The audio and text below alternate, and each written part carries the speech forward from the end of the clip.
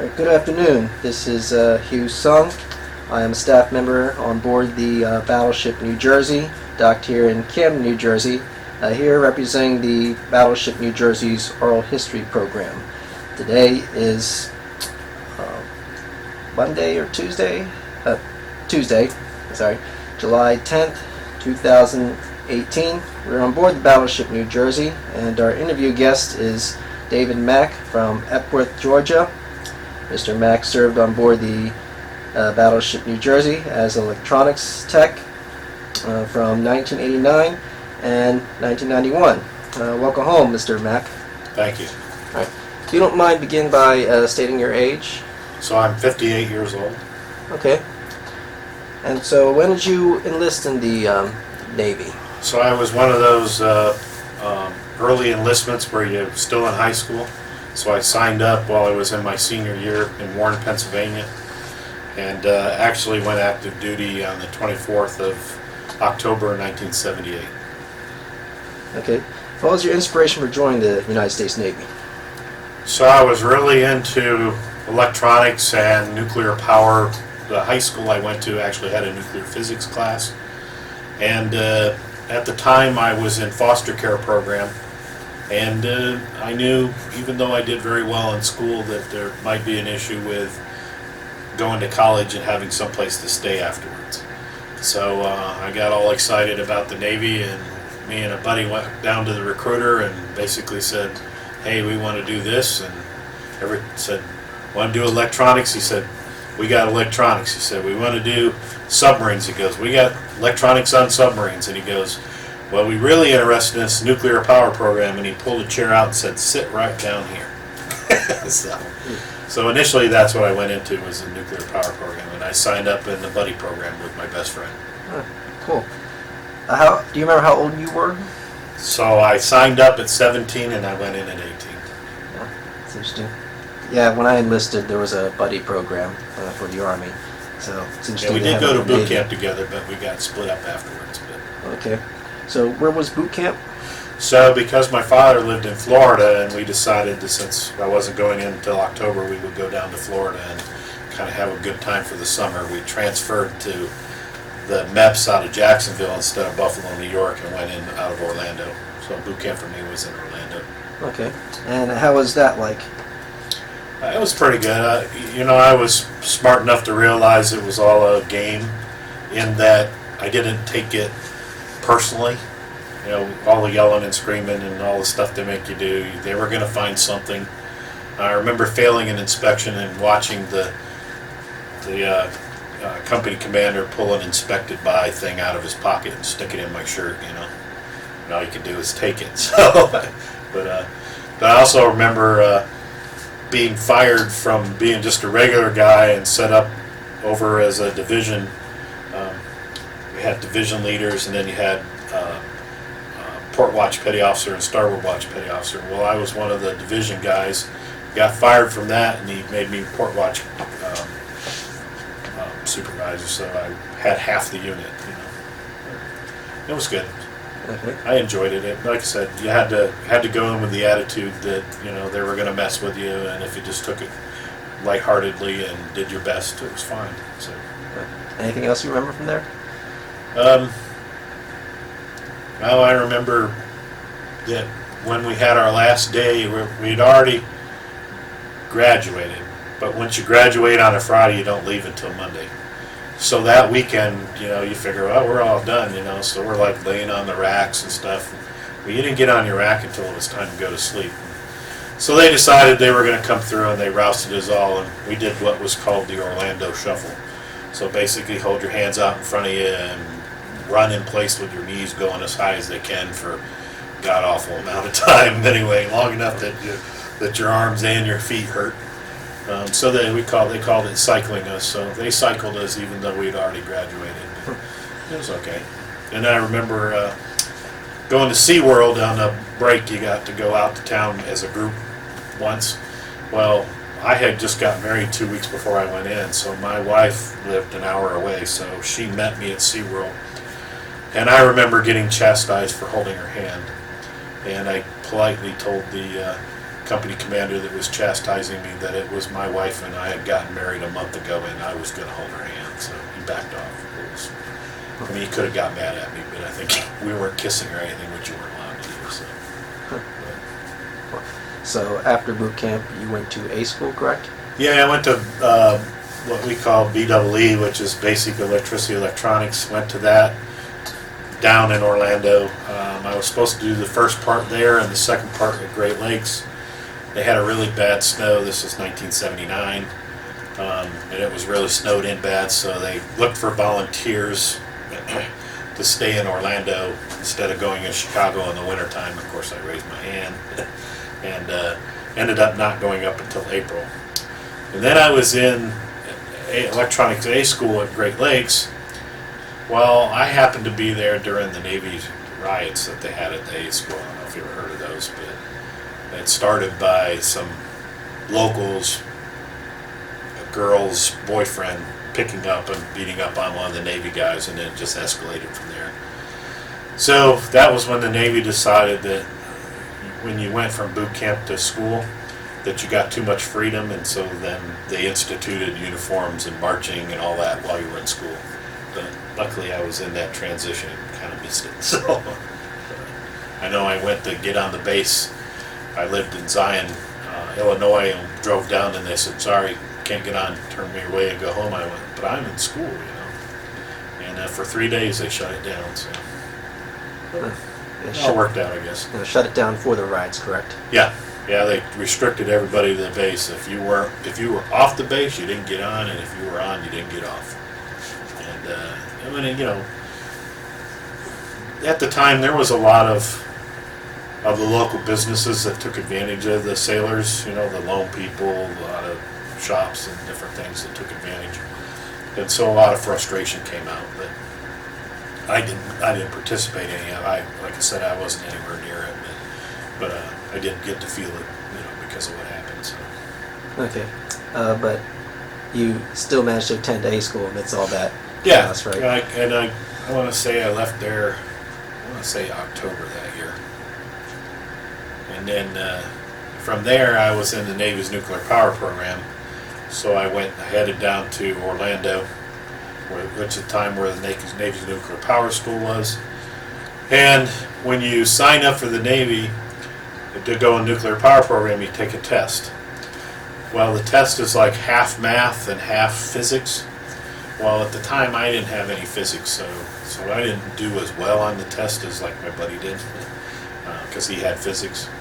I passed it, and the score is one that it's not like an 80%, 90%, it's just a value. But whatever you got on that test designated what kind of math refresher you got. Well, he got a 3-week math refresher, I got a 6-week math refresher. But I remember showing up for school, and when I reported the actual start schooling, I had 6 weeks of mathematics that started basically at 1 plus 1 and went through fundamentals, diffusion, and calculus. And I mean, it was 8 hours a day, 5 days a week for 6 weeks. And they started you down low, and you headed all the way up to you know, really technical advanced math, more than I was when I was in school for high schools. So is this still? Oh, go ahead. Then you had a 6 months of actual nuclear power school, which again was 8 hours a day. Nuclear physics, radiological fundamentals, more math, chemistry, you know, all the sciences, engineering type stuff.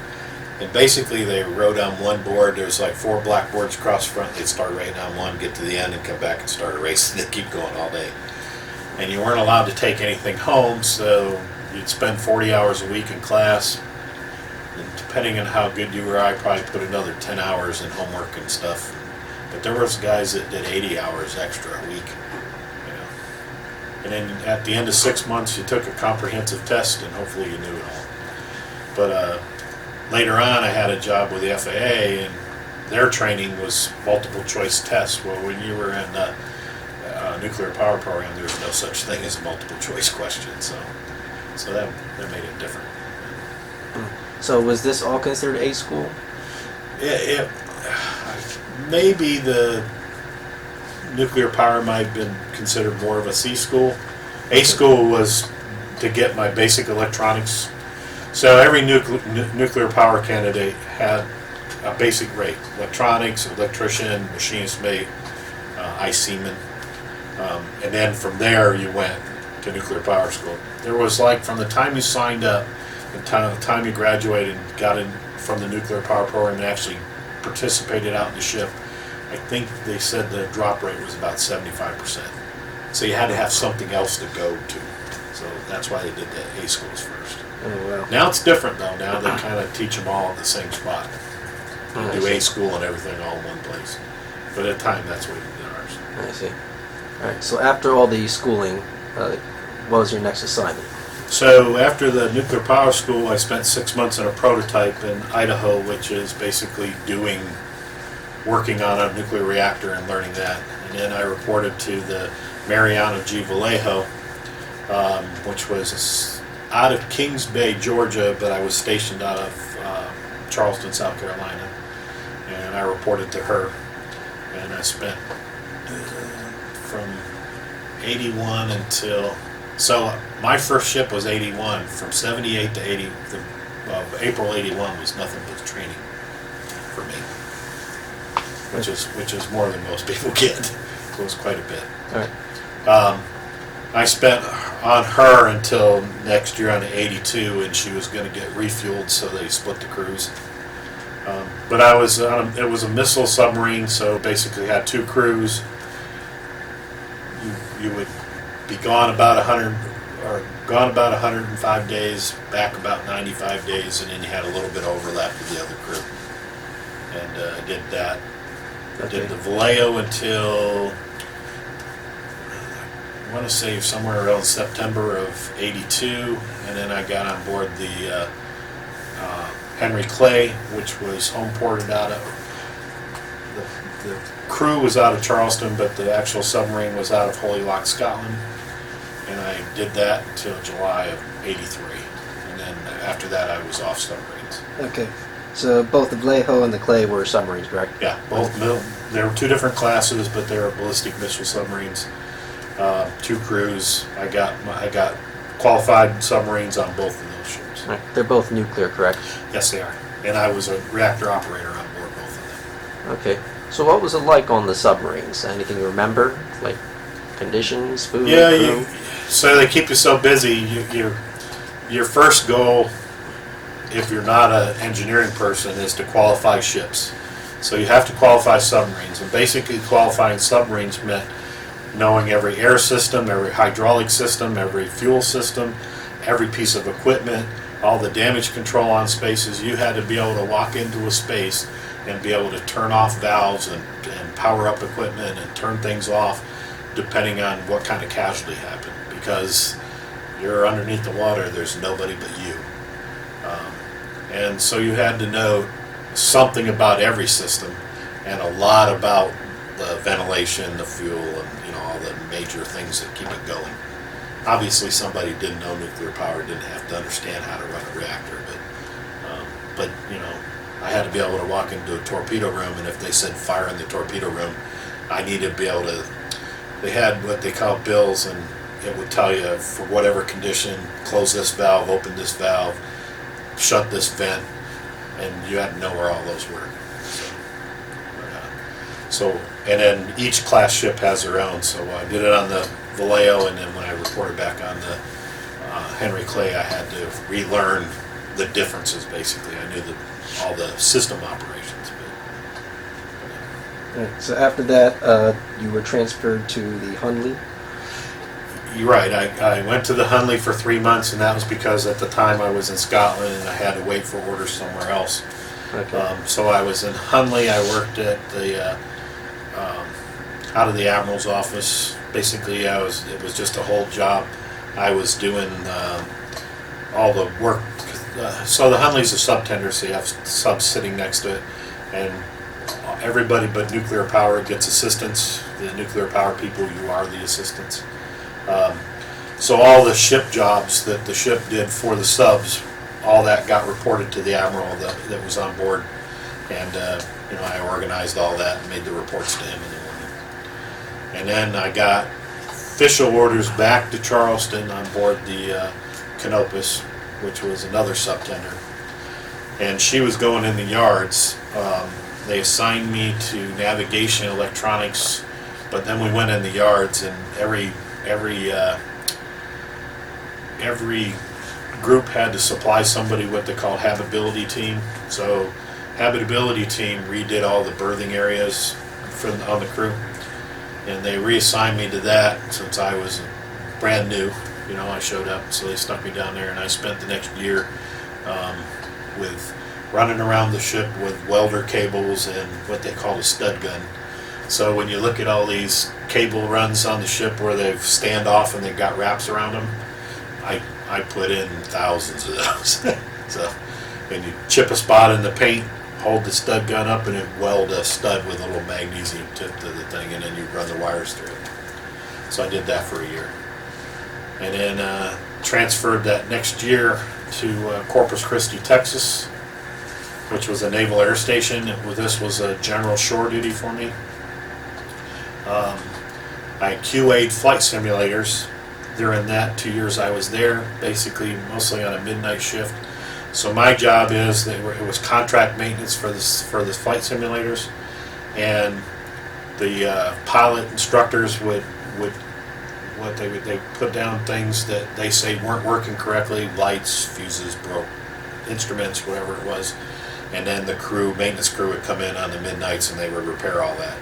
Well, my job was to make sure that A, they weren't doing things they weren't supposed to do, and B, check out to see, that it did repair. So even though I wasn't a pilot, I kind of got to learn how to fly the flight simulators, because I had to make sure that the instruments at least looked like they were supposed to do what they were doing. But it was fun. You get up there and program the thing, and we had a King Air trainer. And on the King Air trainer, it's a pilot co-pilot, but these are instrument trainers, so there's no visual. But you sat in your pilot co-pilot seat, and then behind it was a computer keyboard, and it had all the stuff you could do. And we would take turns with, it was full motion trainer, so you'd get it up on the hydraulics, and then we'd mess with each other. So you blow a breaker or force the hydraulics down, all of a sudden you'd be doing a dive, and it would crash and tilt and go like this, and the instruments would all go haywire, and you see if you could mess with the guy that was there with you. So yeah, we were taking multi-million-dollar things and playing games on them. But they were meant to do it. So, but it was fun. I did that for 2 years, and then I was gonna get out of the Navy, and then I decided that, well, you know what? I'll go see what the recruiter had to say, and so I called up my career counselor on board the base in Corpus Christi and asked him, hey, can we ask the detailer what they're going to offer me? And the detailer says, or the career counselor said, well, we're flying out tomorrow morning. He said, get on your whites and meet us down at the tarmac, and you can go up there and ask them face to face. Man, I remember, because I was on shore duty, and I wanted to stay with my family. I did enough of their way with submarines, I thought, well, maybe I could get an overseas duty, to where I can take my family, but I'm not at sea. So I go up into the detailers, and as I walk in, this Master Chief ET looks at me, he goes, what can we do for you, son? And I said, I'd like to go overseas on Guam or someplace like that on a shore duty. And he looks at the other recruiters, or the other detailers, and says, get this boy a ship out of the Persian Gulf. Luckily, it didn't work out that way. So I ended up getting schooling, 2 different schools, precision approach radar, and what was called 2M school, which is soldering to NASA specs on electronics and repairs on circuit boards. And then went to school for precision approach, which is a shore-based radar system for aircraft landing, and went to Guam. When I got to Guam, they didn't have the school I went to. They had a 1952 radar. So all that training I had just done, I never did get to work on that system. So I spent that 2 years on Guam. I would have stayed on Guam. We really enjoyed it. One of the best places I was ever stationed. If you like to go outside and you like to dive, both my wife and I learned to dive. I have like 250 log dives. If I wasn't wet every 3 days, I was drying out and was unhappy. So, it was just a beautiful place. You had to do it out with a lot because you're on the island in the middle of the Pacific, but it was fun. From there, I got orders to the Battleship New Jersey, which we're on. I went to, because my training at the time was submarine stuff and a precision approach shore duty radar. So I decided that I was going to, they sent me to what was called Mack school, which is basically a radio communications, message traffic, satellite communication system that they had on board the New Jersey. And so I went to Mack school. So I went during the summer to Mack school. During that time, I lived in Long Beach, and at the time the school was in San Diego, and the ship was out of Long Beach. So a couple times we went on board the New Jersey, once with my family, and a fella named ET1 Barnhouse gave us a tour of the ship. So, I've never been on a battleship. So he took my family around and we went through all the spaces and looked at the guns, things you were allowed to take people to look at. And had a little video camera, took videos and everything. And then my mom came later and we did it again. So when I got out of school and I reported on board, ET1 Barnhouse, who was leaving the ship, so we were going on the PAC-X in '89 and we were part of Battle Group Romeo. And he left like 3 days after I got on board, and then we went out, basically did a 6-month deployment. We did the first time on board a surface ship that went out to sea. The other two were subtenders. So my first time was like a 6-month deployment, and 45 days, I think it was what we did that first time. I remember when we went up the Bering Strait, we got up the Bering Strait, and we hit a big storm. And the storm was so bad that it almost tore the captain's gig off the ship. There was one chain holding it, and it was halfway off the ship, hanging off the side. And we had sound-powered phone jacks on the side of the ship that were just ripped off, a couple ladders that were missing. But the little frigates and the destroyers that were in the battle group with us, they were doing 45-degree walls, meaning people walking on the walls. And we did a 7. So big difference between being on a big battleship and a little frigate. But no ships capsized? Yeah, no, we didn't. They did lose somebody on one of the frigates, lost somebody, which was a shame. But you're in the Bering Sea, and he got lost sometime over the night, and it's the next day, and there's no way you're not gonna find him, and B, there's no way he would have survived. So I don't know what they did. I know our battle group didn't go look for him, so he was lost. Oh. And I don't remember the guy's name. I wish I did. Right. But just backtracking a little bit. Okay. When you first found out you were being assigned to the New Jersey, what was your initial reaction? I thought it was awesome. I mean, who doesn't want to be on board a battleship, I was given a couple different choices. I don't remember what the other choices are, but this is the one I grabbed. So, I mean, when you pulled into port on the New Jersey, all you got was stares. Everybody lined up and just watched. It's a sight, So, out of my whole Navy career, serving on board this was just the best thing I'd ever done. Okay. I'd do it again. So what was your initial reaction when you first saw this ship? Oh, I couldn't believe how big it was. I mean, it's huge. You see all the guns, and you just see how tall it is. I think it's 108 feet wide. I'm a little rusty on all my details as far as the size. Obviously, I knew it all when I was on board. But just the amount of people that was on board, and the mission that you had, and the fact that she had been, decommissioned, recommissioned for every major event that had happened.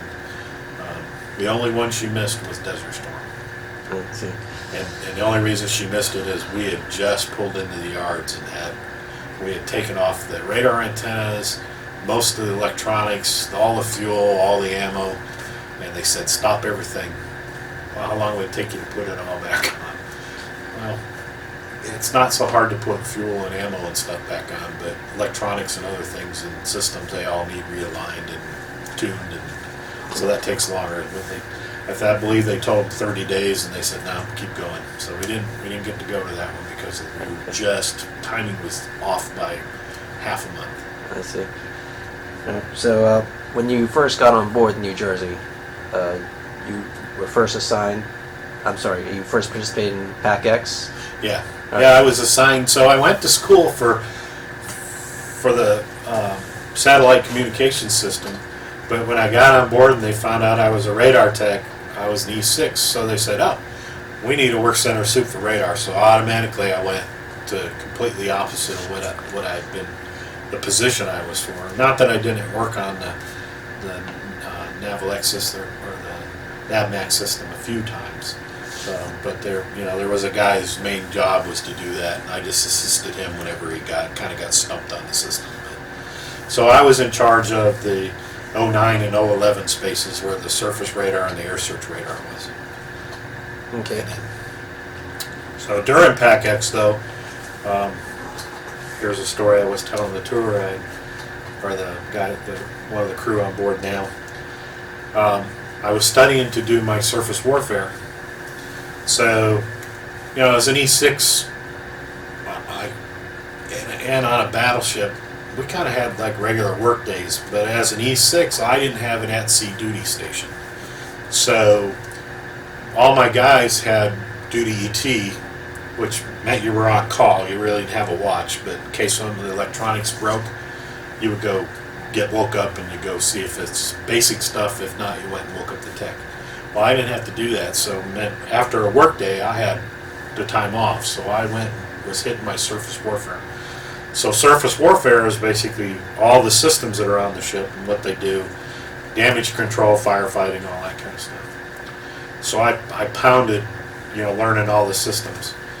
And then I went to go do my surface warfare because I had my submarine service, submarine warfare. Well, the first time I went up, they put me up with a guy who made the board mad. So you had about 4 people asking you questions of different system ships, and he basically ticked them off. Well, instead of passing me, which they told me afterwards I had enough knowledge to pass, they failed us both. So that meant you had to go back and study again. So they told me, don't come back with this guy. I said, you had enough. I tried to argue with them to have them pass you, but they were just so mad at this guy. I mean, he was doing like, oh, that's a bunch of crap. Why are you asking that question? And well, you don't question people on when they're asking you questions for a qualification. You don't question them about the kind of questions they think you need to know for the qualification, which he constantly did during this. So I failed. 2 weeks later, I come back to do the board again. Again, they put me up with the same guy, and he does it again.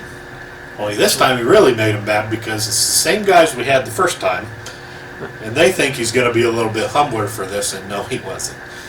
So I pleaded with him afterwards, after they told me, you did fine, but he made him so mad. I said, look, I am never going to make it if you keep putting me up with this guy because he keeps, making you mad, So 2 weeks later, I go up third time.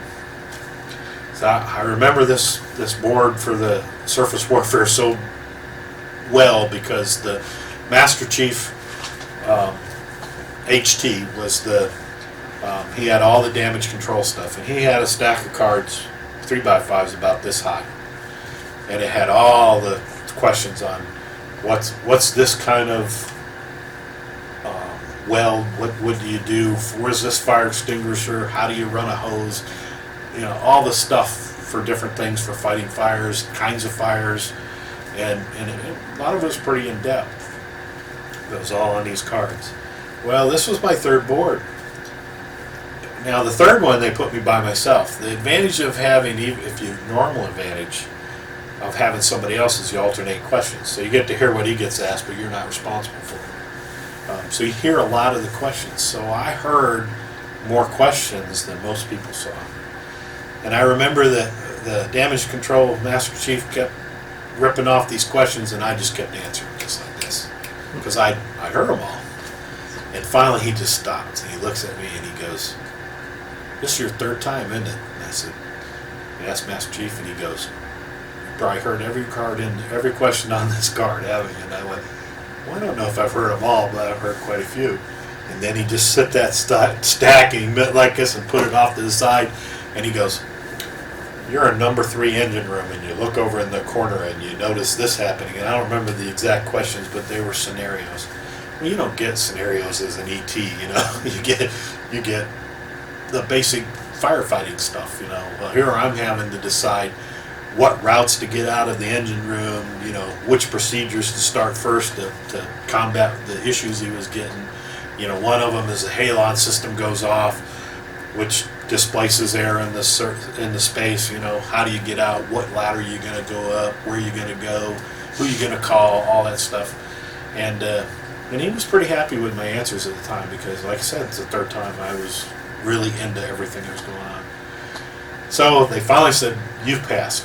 No lookups." A lookup was if you were kind of iffy on something, you had to go back and find it, bring it to him before you said you officially passed. And I remember him taking that deck of 3x5 cards and he hands it to me and he goes, "From now on, you're the DC member of the board. You get to ask these questions." So I went from failing twice to passing the third time and being the board member for the electronics and the damage control part. So from then on, I was the guy that was on the boards asking everybody else the questions. I was pretty proud of that. So these would be your duties on the New Jersey, correct? Yeah, I was, like I said, when we were during all the PACX and all that cruise, you know, I was in charge of the radar systems and stuff. Okay. And I know when we went to go pull in the Philippines, we had an issue with, you have to have a surface search to go in, and we had a nav radar and a 67, and the 67 radar had an issue at the time, and the nav radar went down. And I was actually down fixing the nav radar, which I had never been to school on. Okay. And I remember the captain Tucker coming by me, standing behind me, because we were on our way, we weren't there yet. And we always had a group with us, so we weren't without radar because New Jersey could use their radars. But I remember him standing over asking me how long it was going to be, and thankfully he took it well because I went, "Sir, I can either fix it or I can answer your questions." I said, "Just give me a little bit of time and I'll get it fixed, but I can't do it with you standing over me asking me how long it's going to be." And then he goes, "Fair enough." He walked away. I think it was another hour later I had it fixed. I don't remember. It was something not real hard, but you know, it was a module of some sort. It was broke. But thankfully I was able to fix it, even though I hadn't had any training on it. All right. So while we're at it, how was Captain Tucker? So he was, I liked him. He was personable. He would always talk to you. He was fair.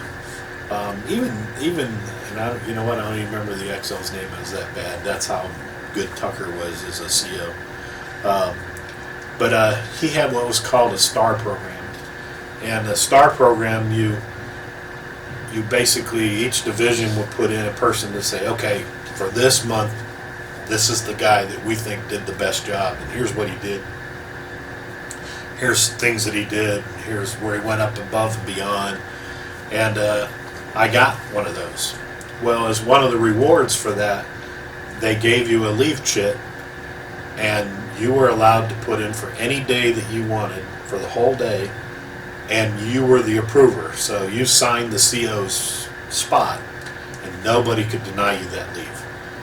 Now, you couldn't miss shift movements, you know, you had to be on board, so it had to be it couldn't affect operations. But when they decided to decommission us, we were going to Hawaii. Well, SINCPAC Fleet decided at the time they were changing command, the SINCPAC Fleet, they wanted to do the change of command on to New Jersey. Well, we were being decommissioned, so this would be the last chance, right? So instead of going to Japan, we ended up with 3 weeks in Hawaii. which you think would be nice, except for there's a lot of polishing and painting and stuff going on prior to doing the change of command on board a ship. So we're getting everything all spit polished for this change of command.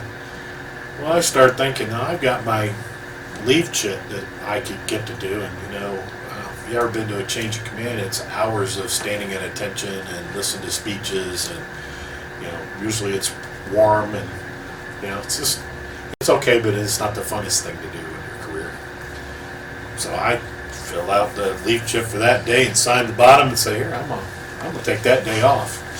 Man, I remember my division officer and my senior chief said, there's no way you can do that. This is a official ship's function, and they took it all the way up to the captain. And I remember, I didn't get to go, but I remember them coming back and saying, all he did was shake his head and goes, finally somebody's taking advantage of this program. He says, I wish I could do it. But he said, part of the program was nobody can deny it. It's not affecting ship's movement. He's approved. They were mad. So everybody's all in their dress white, sitting there all lining the rails, and I'm walking off the brow to have a day out in Hawaii. So it was fun. But one of the other things happened prior on New Jersey, I remember with Tucker. So Tucker was proud of this ship, and he was proud of the crew. And I can't remember the part of the inspection, but there's an inspection of the engineering department that we were supposed to get in Hawaii, and we were supposed to get the inspection, but they had already decided they were decommissionists, so they canceled the inspection. Well, we were up for running for the Battle E. Well, on the Battle E, part of that is you have to do well on all these inspections. If they cancel one of them, you're all automatically out of the running, and he wasn't having nothing to do with that. So he forced the inspection to go on, which in hindsight probably wasn't the smartest thing to do, because he made them mad, because they figured, well, we're not doing it, but now all of a sudden we are. And I don't have anything to verify this. All I know is the story is that the inspection team came on board not wanting to be there, and because he had pushed for them to be there, and he had enough clout. And they went down to the engineering spaces, and the story was as they walked on board, and one of the inspectors took a ballpoint pen and poked a fuel line, and it leaked. Because New Jersey's a 50-year-old battleship, so there's lots of paint on stuff, and so there's lines that the only thing holding them together was all the layers of paint. I mean, probably a quarter inch of paint. Well, they knew that. So when they got on board, they poked this fuel line and went, nope, you fail. Walked right back off. That was it. So that's the story I heard. Now, whether that's true or not, there's got to be a lot of truth to it, though. But, so anyway, so instead of passing, they made sure we failed. So, but they had already canceled it anyway. And then, we did some ops, back in the States after we came back. My son, I had the privilege of, my son was 8 years old. We did a Tiger cruise, and if you can ever bring one of your children on board, have them see what you do, and not just as a museum like this, but as actually at sea. I brought him. He spent 7 days from Hawaii back to Long Beach, California, and both of him and I got our cannon cocker. So cannon cocker is basically an old-time qualification in which you actually crawl through the barrels. Now, when I say crawl, I'm pretty big now, but back then I wasn't that big. So you had to hold your hands in front of you like this, and basically you moved maybe 2 inches at a time, because if you went like this, you were stuck. So all you could do was just do this, just a little bit at a time. Well, we put my son in there on the 16-inch guns, stuck him in one end, like went down up in the turret, put him in the breach, crawled back out of the turret. By the time we got to the other end, he was almost all the way through, and he's doing this. He's basically on his elbows, and he's humming through this barrel, right? And I have a picture of him with all the rifling and stuff, and he's got a rag around his head, and he's got rags wrapped around his elbows, and knees because the rifling was sharp. Even I had to wrap my knees and elbows in my head. So I decided I'm going to go ahead and do it. Well, you know, it's about this big around, but still, that's not much room. And I was a lot smaller at the time, but I fit. But unfortunately, there was 2 people in the barrel in front of me. So all I remember was when my son went through, he could see the light at the other end. When I went through, it was completely dark. So I remember moving a couple inches and feeling the back of the guy's shoes in front of me. And probably the most claustrophobic time I've ever been in my whole life. I didn't freeze up, but I didn't want to be in there very long, right? So I'm pushing on the back of his shoes, and all I heard was in front of me, "Thank you. I don't know who's back here, but thank you." Because, you know, that little bit was a little bit faster that we could go to get out. So he's pushing the guy in front, and I'm pushing him, and you're hoping you don't get stuck because, although I don't know if it's true, but the gunner's mates told us you don't want to get stuck because we'll have to pressurize that and blow you out the end. So I doubt that's true, but I didn't want to find out. But it was fun. So he had a good time. I remember him. They took the kids and put Moz gear. The Marines had laser tag stuff, and they put a device on M16s, and it would shoot light, and it would make the sensors on the vest go off that they use for practicing and for war games. So the gunny on board, his son had the Moz vest and an M16 in his hand with the laser gear on it, and my son got the M16 and the laser gear, and they were up between the Harpoon and Tomahawk launchers, and they're shooting these M16s at each other. Well, my son took out the gunny's kids, so, which I reminded him a couple times later, just in fun. So it was fun. So you let the kids run around the ship? So they had people watching them. They weren't really free, and if you had somebody on board, you spent most of the time with them. If they weren't with, like a regular tour group or whatever. But yeah, you didn't. It's a naval warship. You weren't unsupervised. But they pretty much well got everything. We did a broadside, so we went up on the quarterdeck, and they roll the windows down so that they don't break the windows. And on the quarterdeck or the bridge, you're not that far away from the end of the barrel. So my son's up there, and I'm up there, and I've got a little disposable camera because I didn't have a good camera at the time. I've got, and they go boom, they go bam, bam, boom. And when it goes off, all it is a heat wave and a big ball of fire, because your whole vision is just nothing but flames. And I timing the pictures, trying to get a picture of the flames coming out the end of the barrel, which I got pictures of. And after that first broadside suit, I looked over to see what my son was doing, and he had crawled underneath the quartermaster table and wouldn't come out. He goes, because it's like a fire furnace hit you in the face with all those flames. He thought the world was ending. I said, "Come on." He goes, "No, I want to go in now." And I said, "No, they're going to do it a few more times, and they secure the ship when they do this." He goes, "I'll be down here. Let me know when I can come out." He didn't come back out until it was all over. Wow. So this was still family day, right? Yeah, that was during that cruise. So they would have a fire demonstration during that? Oh. Yeah, they did fire. They demonstrated most systems, like the CWIS system, they do that. And then, of course, ops. And as a family member, they got to see different aspects of the ship. So I see. It was fun. Okay. So back to the ship on duty. Do you remember Pack X with the Missouri behind you, or the other ships? Yeah, I had pictures of everybody all lined, because everybody, there's a Battle Group Romeo picture, and basically that's what it was. You had different spacings, and everybody around you, and we had the carrier, and I want to say it was Carl Vincent was with us. I might be wrong, but I think it was Carl Vincent.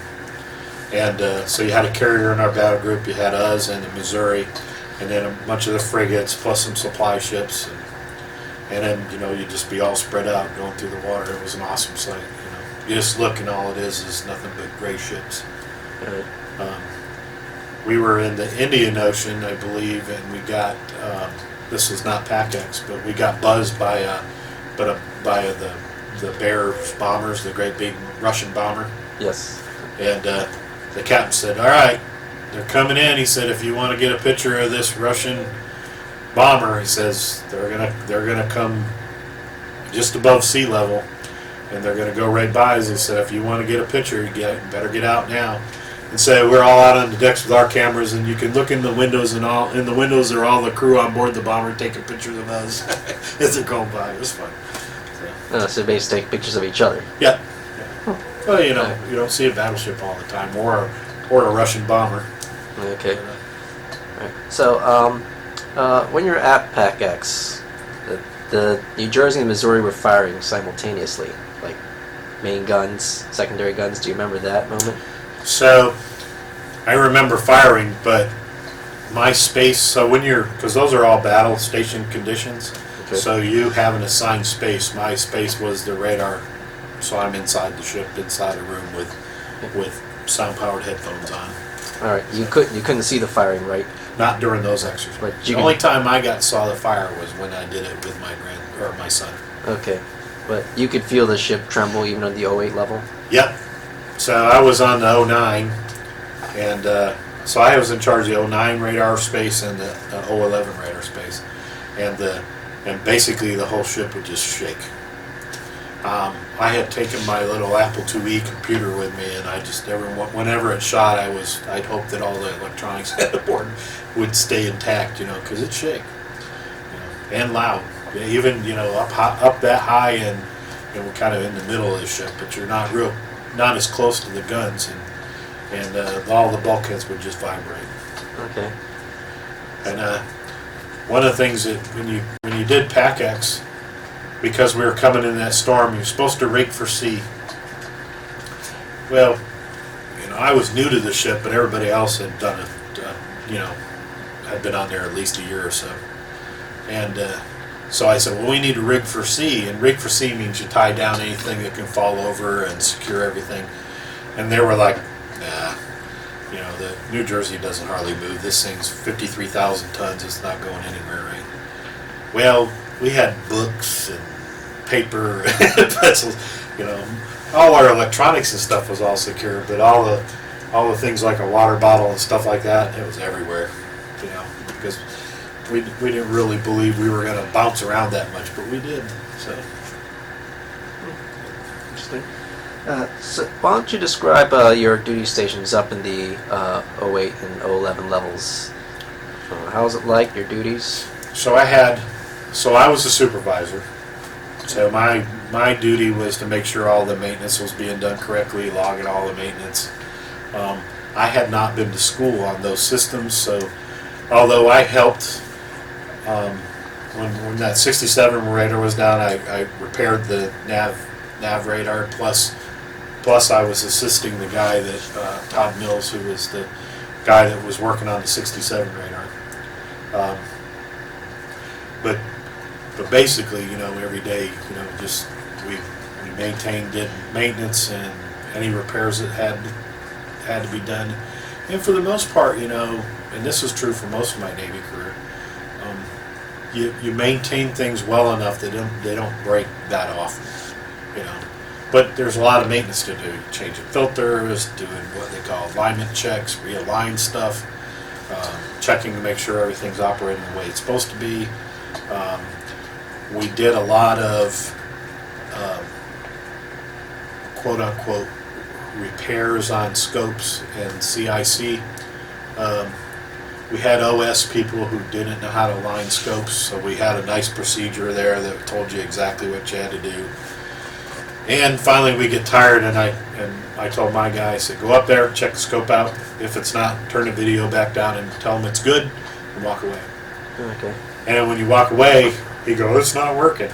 Well, what it was is you had a particular way that you had to start a scope out, and then you had to increase the intensity to where you could just barely see the sweep go around. Well, they wouldn't turn the video up, so you're not going to see anything, right? But it's all outlined in laminated sheets right there of how to do it, hanging from the scope, right? And you get so tired of going up, and certain people just didn't know what they were doing. Most did, but once in a while you get somebody just, new, and they're not paying attention, and they weren't hurting anything because they're not seeing anything yet. But we told them, said, okay. So the chief would call us up and say, your guy's not fixing this equipment. And I called my guy and said, Todd, do you want to tell him what you did? He goes, yeah. He said, I walked up. He said, I pulled the thing. We didn't have to, but he said, I pulled out the procedure, run through, everything looked fine. He said, I turned it all back down because it's not like your LED TVs, it's big CRTs. And so if you leave things running too intense or whatever, it burns into the scope and you ruin the display. So when you're not using them, you turn them down. So he said, since I wasn't using it, he said, I turned it all back down, and he said it worked fine. I told him it worked for him, and I left. And the chief looked over at this guy and said, well, he said, did you go through the procedure to turn all that on? And he goes, well, no, I thought he left it to where it worked. And he says, you never sit in front of this thing without starting it up the way you're supposed to. Fix that problem. So we had a radar issue that we were trying to find. So you get interference basically on a transmission line. It's SWR, and the higher the SWRs, the poorer the transmission is. Well, on the radar, the transmission was getting worse every day, and we're like, what's going on? So we're troubleshooting, and I happened to be up on the. There was a little weather office on the deck up there. Way up, and I just was kind of running around the ship, and I walked into the weather office, and I was talking to another first class there, and as I was there, I watched a airman or seaman, or I don't know what the weather guys were, but I watched him pull out a pair of drumsticks and start playing the drums on the waveguide for their radar. Well, so picture a square tube where radio waves bounce along it. But if you put dents in the square tube, it messes up how the radio waves bounce and makes the SWRs go up. And I looked, and there's all these little dings up and down this tube where this guy had been beaten. That was our problem. Every day he would come on watch, and he would play more on that, and he'd add more dings, and it'd make the SWRs go up more. Yeah, we fixed that one too. But anyway. Yeah, there's mistakes here and there. I just had one during training. Yeah. Yeah. Somebody put gasoline in a diesel Humvee. Yeah, that doesn't work real well. Yeah, I know. All right. So, just for a little more entertaining side of your Navy career, were there any ports of call that stand out? I liked Hong Kong. Hong Kong was neat because it's all the lights and the glitter. I was married at the time, and I didn't have a lot of money with me because I had a household and kids to maintain, so I had brought a little bit with me. I remember I bought 2 sets of china from actually Hong Kong, sets of china for your house, and had them shipped back. But yeah, that was the glitzy one. For all the drinking and that kind of stuff, probably the Philippines was probably the best. I remember when we went to Korea. Korea was all the smells. It was, you had just all the food, the different stuff, and the shopping, because, there's your Converse sneakers, which was popular at the time. It wasn't, and all the shoes and purses and all the knockoffs were there. You could pick up just about anything you wanted. So we do that. Singapore probably was the cleanest place I'd ever been. You look like you eat off the streets there. It was just immaculate. A little bit more money there, but when we went to Hawaii, though, Hawaii you would think would be beautiful going there, but it was like 50 degrees most of the time I was there. It was like, wow, rainy 50 degrees. I'm like, this is supposed to be Hawaii, and and I had already lived on a tropical island of Guam, so it wasn't what I expected. It was just the time of the year, February. So. Let's see. Did you ever go through the Panama Canal? No, I did not. Okay. So on the New Jersey, so when I did my submarines, basically they were out in the Atlantic Ocean boring holes waiting to shoot missiles. Okay. And then when I did my tour on the New Jersey, we went to the Philippines, Singapore, Hong Kong, Dubai, Bahrain, Philippines twice, Hawaii, and what is it? And Thailand once. I see. So a pretty good mix. So the one thing nice about being in the Navy is you get to see the world. Oh, sure.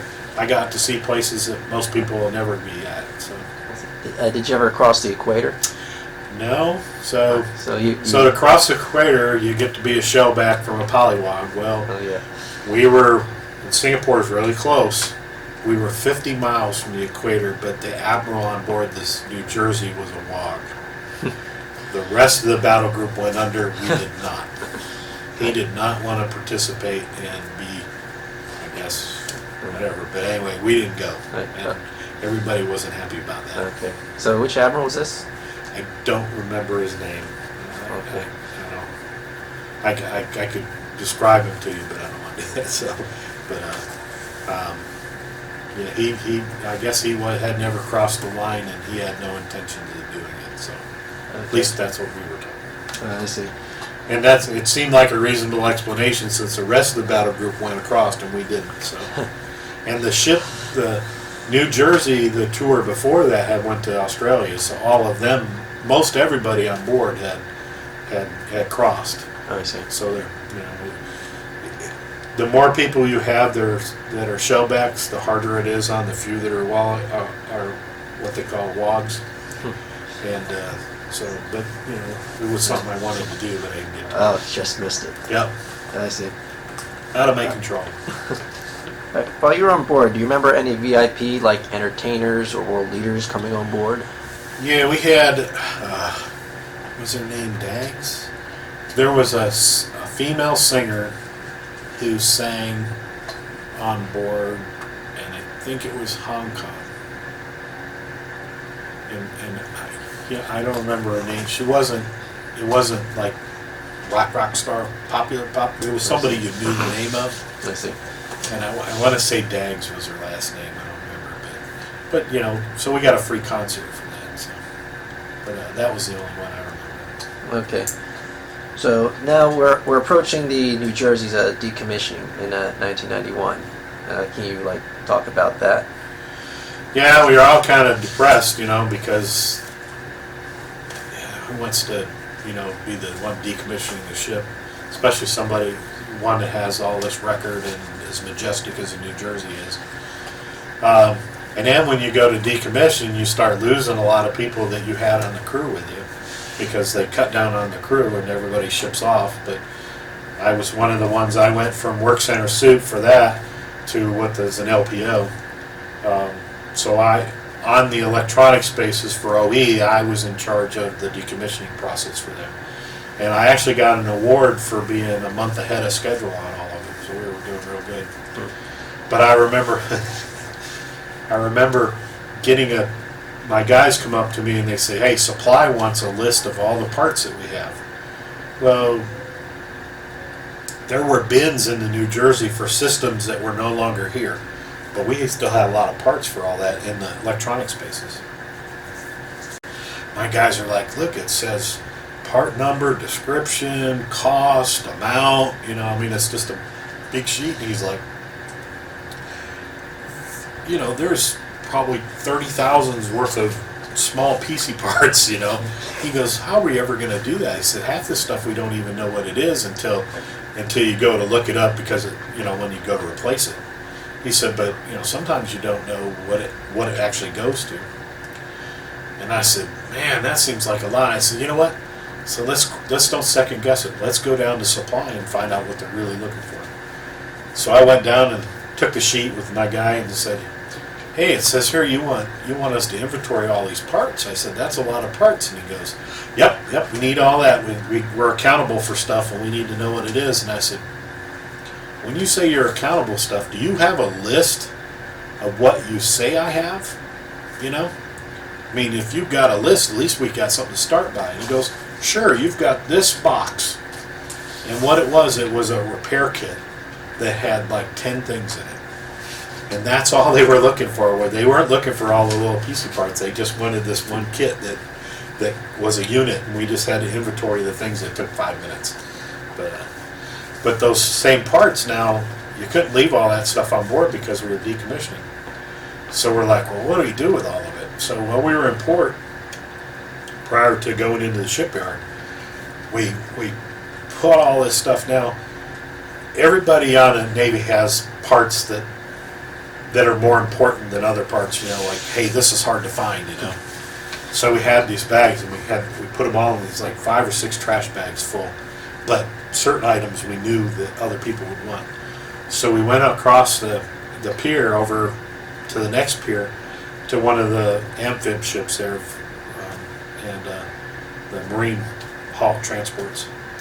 And we walked up and we said, hey, bring one of the OE guys down. And the LPO comes down and we hold up the part and said, you know what this is? And he'd go, you just see him kind of eyes get bright, you know, because, oh, they're hard to find, right? He goes, yeah? I said, need one? He goes, oh, yeah. You know what that is? He goes, yeah. Need one? Oh, yeah. I said, well, you can have this, but you got to take all this to get it. Are you willing to do that? Sure. Okay, sign here. Like one swoop, everything gone.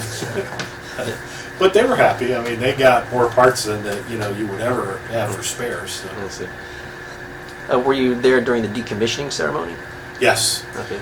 So, everybody's lining the boat. I have an actual photo of it's taken in San Diego of the last crew with everybody lining it. It's a picture about this big with everybody on, all of the crew that they took down in San Diego.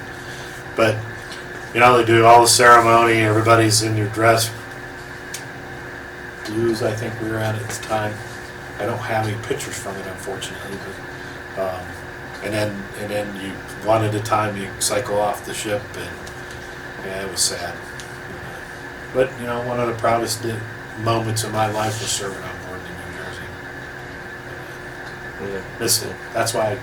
So I come here because, believe it or not, I brought my grandson here so he could see the history. But my grandson's other grandfather was on board too, so which is unusual. And my son and his daughter met in Jacksonville, Florida, on the other side of the country 16 years later, and we both knew each other on board the ship. Oh, wow. Which is different. All right, so you left the Navy shortly after New Jersey was decommissioned? So I went from the New Jersey decommissioning, in 91 I went to Kingsville, Texas, okay. Which is a Naval Air Station. I went there as LPO. Well, so I spent a year there, just over a year, and then about that time they decided they were going to change how many ships the Navy had. Well, the electronics rating, most of the billets are at sea. So at the time we had about 400 ships. This is in 92. We had about 400 ships. We were supposedly working towards a 600 ship Navy. That was what Reagan wanted, and those afterwards. Well, then they decided that, they were starting to do base closures and decommissionings, and they decided that now 400's too many. We're going to drop the fleet back to 235 or 232 or something like that. Well, so overnight the electronics rating went from the most undermanned rating in the Navy to the most overmanned rating. And so I looked at it and said, I could kind of see the writing on the walls. I was an E6 up for E7, and I was like, well, hopefully I was already waiting to get on the board. It was already in process. And then they came back and said, okay, this time we're going to make 20 ET Chiefs. Well, normally they make about 300. And you have about 3,000 people going up for it. So when they said they were making 20, it was like, no, this doesn't look good, because that's a big drop. And it followed that announcement on the ships. Well, then the next printout that came over the wire basically says, oh, but you know what? We're cutting back on the service too, so if you've got over 10 years, we'll give you so much of, there was a multiple that worked out, and for me, worked out to $7,000 a year for 28 years if I got out early. But you had 2 weeks to decide. And I'm like, of course my wife doesn't want anything to do with this. She wants me to retire from the Navy, and she likes the stability of a check, and you had to decide in 2 weeks, and you know, I didn't have a job in 2 weeks. And so I put in, so at the time I'd been going to school at night, which you could do if you're in the service. You know, they pay for your education, so you can go to school. And I think you pay for your books at the time. And so I was on my last class. I had 2 weeks left for my class, and then I had my bachelor's degree. So I went, okay, well, if I can't get advanced, you know, to chief or whatever, probably for the next 6 years, because that's usually how it worked, I'll go switch to be an LDO. So I went down to admin on the base and said, hey, I'd like to, almost done with my bachelor's degree, I'd like to switch to LDO. And they said, well, how old are you? And I said, 32. Nope, you're too old. Because it was like 29 and a half or 30 or something. I said, well, I get a waiver for 6 months for every year I have in. And, you know, I have 14 years. And they said, nope, we're not doing any waivers. And I'm like, well, you know, nothing like shove me out the door, you know. So I either don't get advanced for the next 6 years, plus go back out to sea, or whatever, you know, but not, and be doing the E7's job, basically, because I had enough time that I did most of the work. Not that he didn't do it, but I got the responsibility, right? And I'm like, all right, well, I think I'm going to go ahead and get out. So luckily, I put in for work for the Federal Aviation Administration, and I ended up with 5 job offers with the FAA before I got out at the end. And you had 2 weeks to decide, and within a month you were gone. And so I got out, worked for the FAA, starting as a GS-9, and basically in 7 years I was a GS-14, and I retired as a GS-14, which is captain level of the ship. So, wow. So it worked out good for me. Okay. And then I bought all that time, so I didn't lose my time. I just transferred it to federal service. So. I see. So when was your first visit back to this ship? Today. So this is your first time back? Yeah. Yeah. And like I said, I've been wanting to come. I was for work with the FAA. I was across the street from the Wisconsin, but I didn't get to go on board her, just because I was working at the time. And we were going up to Pennsylvania for a class reunion and a family reunion, and so I took my grandson, because both me and his other grandfather served on board. So this was purposely to make sure he got to see it. So. Okay. So what was your initial reaction stepping back on this ship again? It was weird. It almost brings tears to your eyes, you know, because you're so proud of everything that you did, you know. And then you try to remember, you know, the good thing about your service is you remember all the good times, but you don't remember all the times when you had to spend 72 hours working on something or standing up there and doing stuff. So all your memories mostly are all good. And it just got flooded with a ton of memories. And I know I don't even know how long I've been talking, but I know I've been talking a while. But it's, you know... It's okay. This is your story, so... It made me who I am today. You know, the Navy, the New Jersey. I wouldn't have done the things in my life and wouldn't be enjoying the next phase of my life if it hadn't been for all this. I'm trying to talk my grandson into signing up, but, you know, we'll see. Oh, yeah. When I signed up in the Navy, my older brother afterwards and my younger brother signed up. So out of 4 kids in my family, 3 of us served. So. I see. All right, we're just about getting to the conclusion of this interview. So is there anything you'd like to say? Because years later, perhaps like maybe even 100 years down the road, a researcher might be looking at this So is there anything you'd like to leave as a legacy? So, this country that this ship served, and still does even as a museum, is the best country that anybody could live in this world. Being a free nation and a free people is not easy, and it comes at a cost.